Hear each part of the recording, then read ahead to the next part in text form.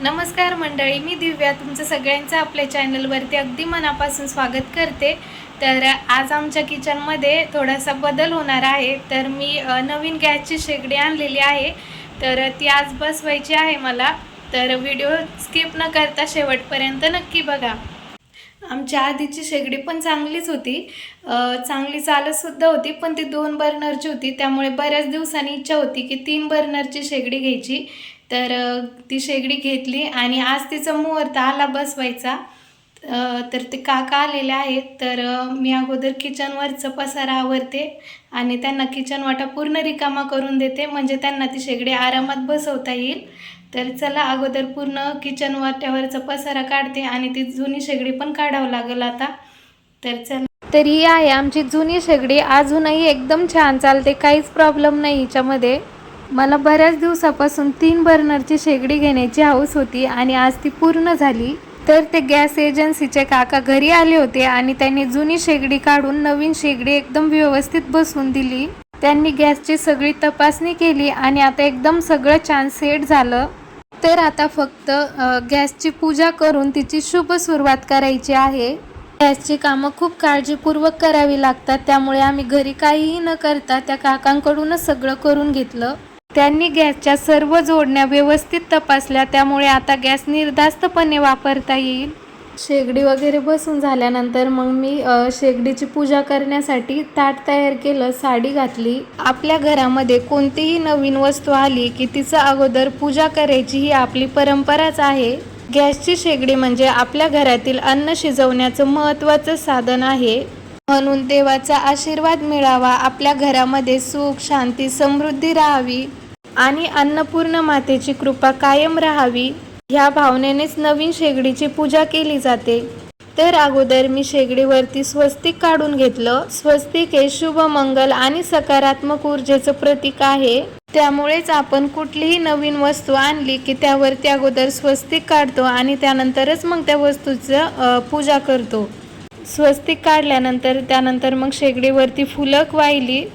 या शेगडीवरती बनलेलं प्रत्येक अन्न प्रेम, आनंद आणि समाधान देणारं असावं हीच प्रार्थना केली।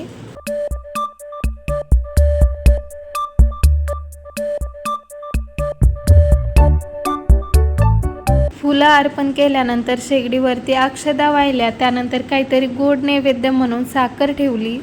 घरामध्ये एखादी नवीन वस्तू आली की तिची सुरुवात अगोदर देवाचं नाव घेऊन केली की वेगळंच समाधान मिळतं। पूजा झाल्यानंतर अन्नपूर्ण मातेला प्रार्थना केली की आमच्या घरामध्ये कायम अन्नाची भरभराट राहू दे, या नवीन शेगडीचा उपयोग शुभ कार्यासाठी होऊ दे, सर्वांना आरोग्य सुख शांती आणि समृद्धी लाभू दे।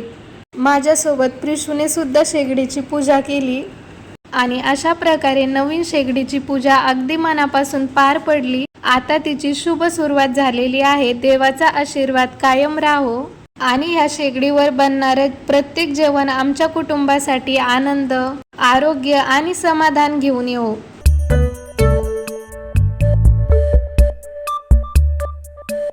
तर आता शेगडीचं पूजन वगैरे झालं। तर नवीन शेगडी आहे, तर या शेगडीवरती काहीतरी गोड पदार्थ झालाच पाहिजे अगोदर, तर त्यामुळे आज मी मस्त बदामाचा हलवा बनवणार आहे। तर चला कुठली वेळ न घालवता रेसिपीला सुरुवात करूया।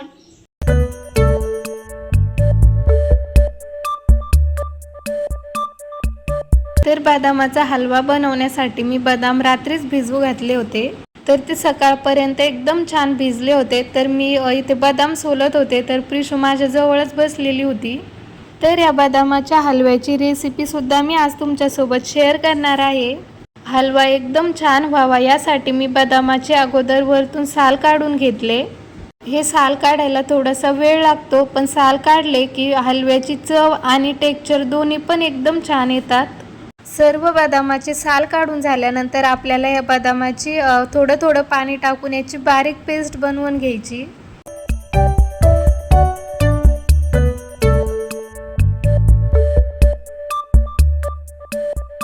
त्यानंतर गॅसवरती मी आता एक कढई ठेवली। कढई थोडीशी गरम झाली की त्यामध्ये 1-2 चमचे तूप टाकलं।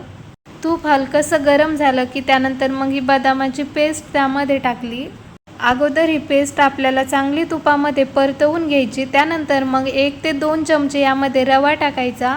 रवासुद्धा तुपामध्ये एकदम छान लालसर होईपर्यंत भाजून घ्यायचा। मिश्रण थोडंसं कोरडं दिसत होतं, त्यामुळे मग मी अजून यामध्ये 1 चमचा तूप टाकलं। तुपामुळेच या हलव्याला खूप छान टेस्ट येते, त्यामुळे तुपाचं प्रमाण थोडंसं जास्तच ठेवायचं। हे दोन्ही चांगलं भाजलं की त्यामध्ये आता थोडं थोडं पाणी टाकायचं आणि लगेच हलवायचं, म्हणजे त्याचे गोळे बनणार नाही। पाणी टाकल्यानंतर मी त्यामध्ये अजून 1 चमचा तूप टाकलं। हे सगळं परत एकदा चांगलं मिक्स करून घेतलं आणि हे थोडंसं घट्ट होत आलं की त्यामध्ये 1 ते 2 वाट्या साखर टाकली। तुम्ही तुमच्या आवडीनुसार टाकू शकता, तुम्हाला किती गोड पाहिजे त्यानुसार।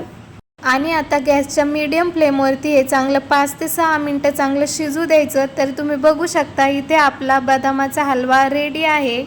तर आत्ताचा हलवा झाला, सगळ्यांना हलवा दिला तर खूप छान झाला होता हलवा, सगळ्यांनाच आवडला। आणि तर आज मी तुम्हाला माझ्या नवीन गॅसच्या शेगडीची पूजा, त्यावरती बनवलेला बदामाचा हलवा, हे सगळं मी तुमच्यासोबत शेअर केलं। तर आजचा हा व्हिडिओ तुम्हाला कसा वाटला ते मला कमेंटमध्ये नक्की कळवा। व्हिडिओ जर आवडला असेल तर व्हिडिओला लाईक करा, शेअर करा आणि चॅनलवरती जर नवीन असाल तर आपल्या चॅनलला सबस्क्राईबसुद्धा करा।